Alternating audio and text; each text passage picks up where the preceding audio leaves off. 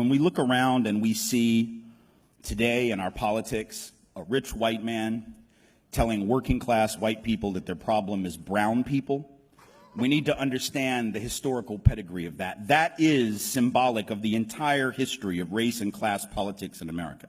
The history of rich white people telling working class and poor white people that their problem are black and brown people. So beginning in the 1600s, that is what happens. Prior to about 1670 or so, there was no such thing as the white race, at least not recognized as such, called as such. That is not what people of European descent were when they were in Europe. They were English, they were Irish, they were Scottish, they were whatever they were. They were not white. Only in the colonies do we become white, and for a very specific reason, because in those early years of the colonial period, where you had white indentured servants, one level above enslaved themselves, and you had African-descended folks, some of them enslaved for life, others indentured servants also in the earliest years of the colonies. Those people would often see their interests as being common. They all realized that they were being screwed over by the same landowners, the same elite. They fomented various rebellions like Bacon's Rebellion in Virginia, others as well.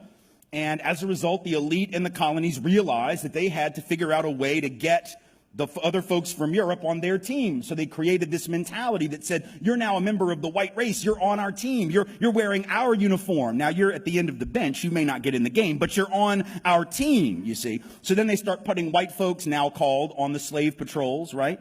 Didn't really give them any land or any real power except the power to control people of color, which is why folks of color say, and they are right, that modern policing traces to the system of slave patrols and slavery. And we have to be clear on that because that's the history, right? So whiteness was created to divide and conquer, to create the notion that even though you might not have much, at least you're not black, at least you're not indigenous, at least you're not Mexican, at least you're not Chinese working on the railroads to build the transcontinental economy. You may not have much, but at least you have, as W.E.B. Du Bois said, the psychological wage of whiteness. And it's a trick that was played during the Civil War era on my people in the South, right?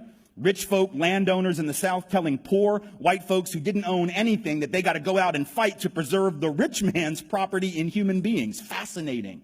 Why would you do that? Why would I go fight for your property? Well, because you told me that if I don't, these slaves are going to take my job. No, fool, they got your job. That's the point.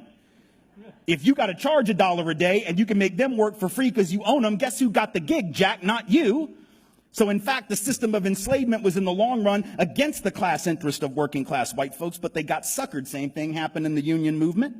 You had white labor union folks who didn't want black and brown bodies in their union because it would reduce the professionalism of the craft. No, fool, it'll double the size of your union.